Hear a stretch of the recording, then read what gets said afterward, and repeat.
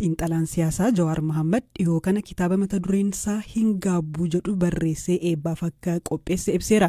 Jawar erga bara 2022 mana hidhaatii ba'ee yeroof callisa filatee turus boodarra garuu hojiiwwan nageenya biyyattii mirkaneessan irratti barreessuu eegalee ture. Boodana garuu yaadota mootummaa qeeqan irratti fuulleeffatee jira. Namni siyaasaa kun haala siyaas-dinagdee Itoophiyaa akkasumas waan ofii irratti fuulleeffatee jiru irratti BBC waliin turtii taasiseera. Gaazexeessitoonni BBC Afaan Oromoo ammayyuu ittaanaa fi Aslii Galgaloo istuudiyoo BBC magaalaa Naayiroobitti argamutti affeeruun afgaaffii waliin taasisaniiru. Jalqaba maaliif akka mootummaa qeequtti deebi'ee gaafataniiru.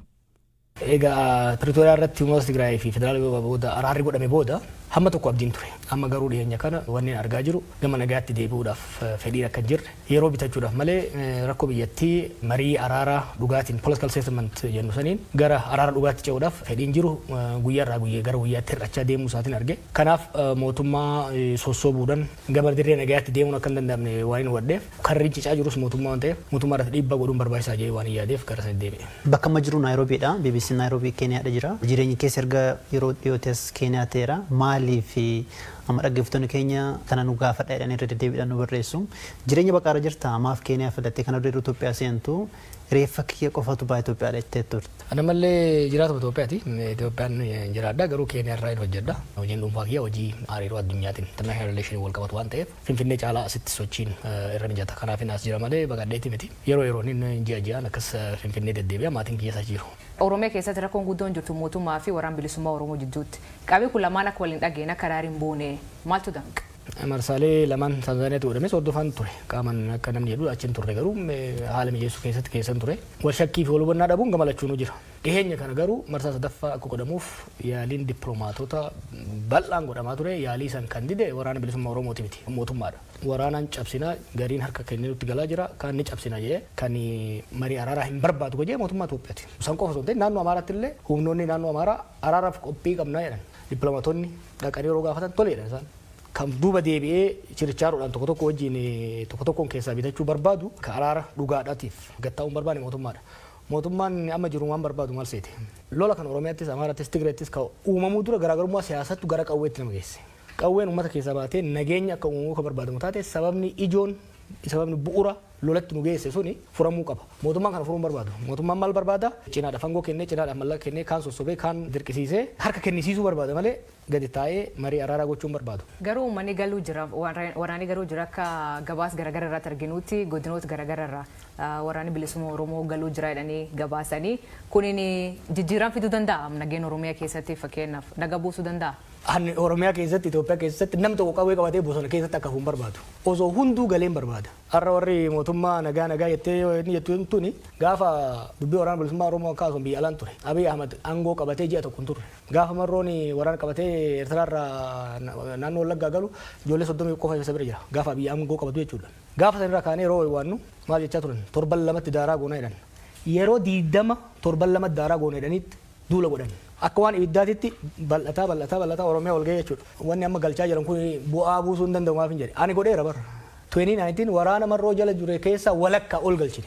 Gaafsanis daba mootummaatiin akkasumas shakkii warri adda bilisummaa Oromoo qabuun waraanni hammi tokko hafe waraanni sun dachaan babal'atee Oromiyaa seenee jechuudha. Waraana cinaan irraa muranii galchuun kuni yeroodhaaf olola torban tokkootti faayidaa qabaachuu danda'a malee rakkoon siyaasaa dhiibbaan siyaasaa dargaggeessa kana bosona galchee sun yoo furamin arra bisha yoo gale borumuu kum shantama bosona galaa jira jechuudha. Nam kum 100 maqaa waraana bilisummaa Oromootiin Oromiyaa keessa jira bara. Dargaggeessa kana kan dhiibee galchee siyaasa marrooti miti. Waan marroon ideoloojii addaa qabaateef miti. Ajjecha hidhaa dhiibbaa bulchiinsi Oromiyaati federaala mootummaa Itoophiyaa irraan gahutu dargaggeessa kana bosona galche. Dargaggeessi kuni bosona akka galu. Kabiraammoo deebi'ee akka hin seenne ko barbaadamu taate rakkoo siyaasaa jalqabuma lola seesisan furuun dirqama ta'a. Akkuma jettee duraanatilee yaalti barkum 2019 gaafa sammuu bu'an buufne warri deebi'ee bosonaa deebi'e kaan hin hidhamanii kaan hin ajjeefamanii gabaas jedhutu jira. Kaammaa kanaaf ka gaafasi maaltu atti godha warra galuu jiruu fi ka gaafas gale. Barsan yaalii goone hin taane ammallee wal dhibbee ijoollee jidduu jiruun sababa adda addaatiin ijoolleen galaa jirti.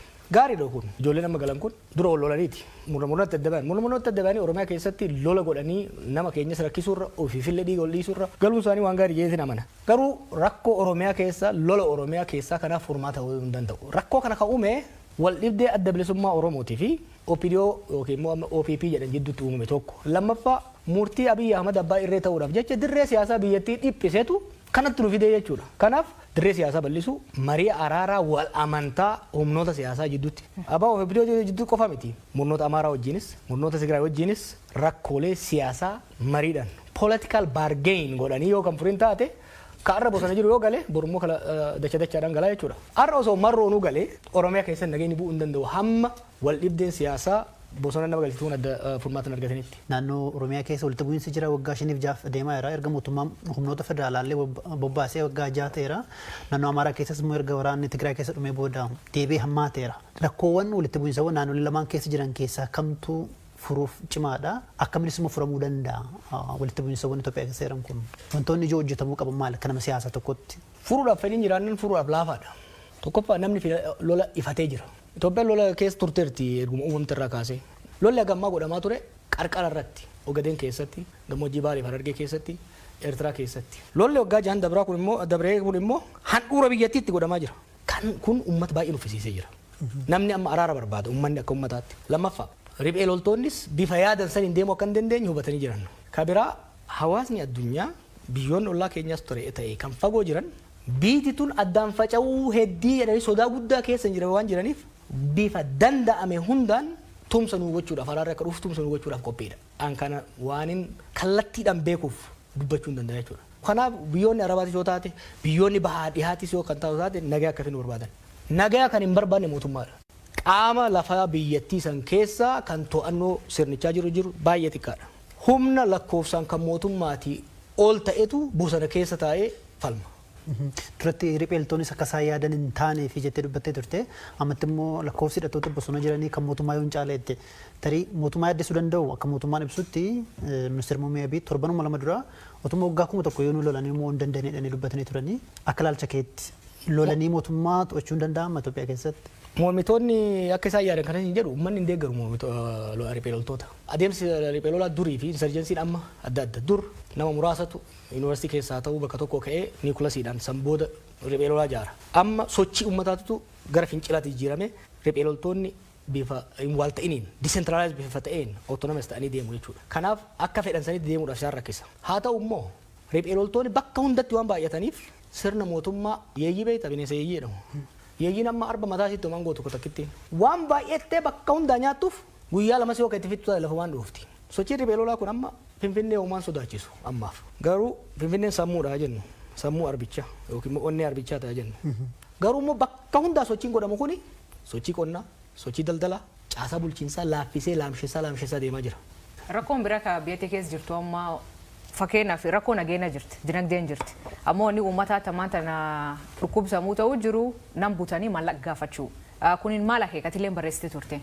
Kabutu beektaa lachuu qondaalonni mootummallee beektaa waraana ofii qabanii kan biyyattiin saaman kan daldalaa qabanii ittiin saaman riphee lolaani seera didee bosona galeemi qaamni mootummallee nama saama riphee lolaallee nama saama maallaqa sirraa fuudha kan baankiin walii dabarsan qaamni mootummaa keessa jira jechuudha. Amma dheengadde iyyinee kadhaabsinu fakkeenyaaf kan biraa hafeet waraana si galchine fuudhanii waraana raafuu yoo barbaadde 100,000 120 130 kafalisiin jaan jechuudha. Maaliif sababa sirni wanni amma reefu isin jabsuun sirni mootummaa hedduu waan laamshooftee jirtuuf sirni mootummaa kabiraa dhiisii caasaa mootummaatu to'annoo mootummaatii ala bahee saamicha irratti yakka irratti bobba'aa jira jechuudha. Kun immoo uummanni akka abdii kutatu uummanni akka dallansuu hamaa keessa galu isa godhee jira. Dhaggeeffattoota keenya egaa qeeqa akkasumas himannaa garaagaraa mootummaa irratti dhiyeessaa jira Jawar Mohammed namoota siyaasaa paartii biyya bulchuu yookiin mootummaa Itoophiyaa keessa jiran yoo dubbachuu barbaadan balballi keenya banaadha.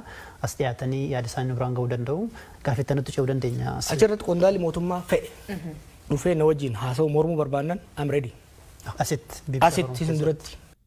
Dhaggeeffattoota keenya gaaffiif deebii xiinxalaa siyaasaa Jawar Mohammed waliin taasisnee kutaa jalqaban dhimmoota nageenyaa fi waa'ee hidhattoota irratti xiyyeeffanneerra. Kutaa lammataan sagantaa keenya borii keessatti dhimma filannoo marii biyyaalessaa itti aansee hirmaannaa siyaasaa akkamii akka taasisuu fi sochii gaanfa Afrikaa keessatti akkaataa Itoophiyaan itti adeemaa jirtu irratti xiyyeeffachuun isin biraan ga'e cidha isaanii addaan kutanii dubartii ulfaa deessisan miidiyaa hawaasaa irratti ijoo dubbii tahaniiru.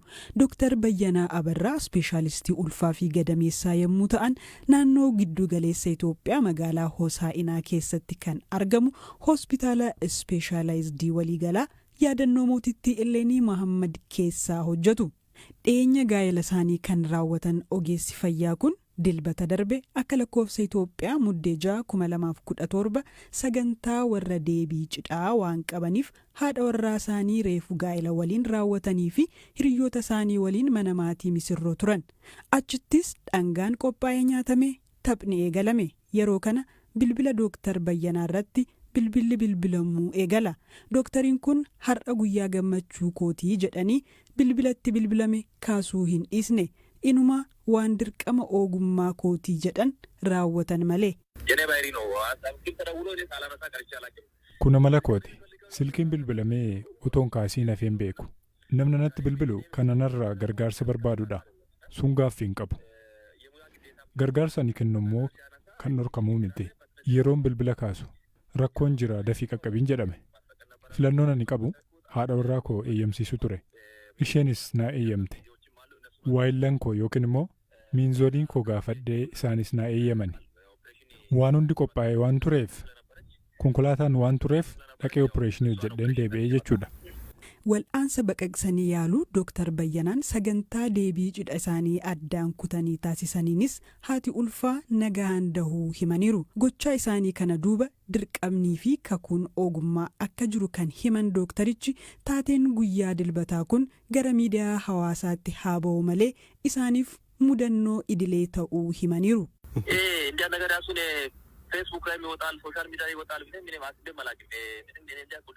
Ani waan akkasii feesbuuk irratti miidiyaa hawaasaa irratti ni ba'a jedhee yaadayyuun beeku. Wal'aansa baqaqsanii yaaluu waan guyyaa guyyaadhaan hojjennudha. Dhimma kana miidiyaa hawaasaa irratti kan baase maatii deessuuti. Ganama dhaga'ee gaafan gaafadhu. Ani galgalan poost godhee garuu ganama sheerii baay'ee argatee jedhee natti hime. Ani garuu hojii koo gaafan hojjedhu beekamtii akkasii barbaadee miti. Hojii koo waan ta'eef malee. Hakiimni kakuu yommuu raawwatu nama amantaa, sabummaa, korniyaa fi faayidaan osoo addaan hin qoodin tajaajiluu qabdaa waan jedhu akka fudhatan kan himan dooktarichi mudannoo isaanii guyyaa dilbataa kana duuba kan jirus dirqama ogummaa qaban ta'uu irra deebiin dubbatu. Hakiimonni hundi itti gaafatamummaa isaanii bahachuu qabu kan jedhan hakiimni kun dhukkubsataan du'uu hin qabu.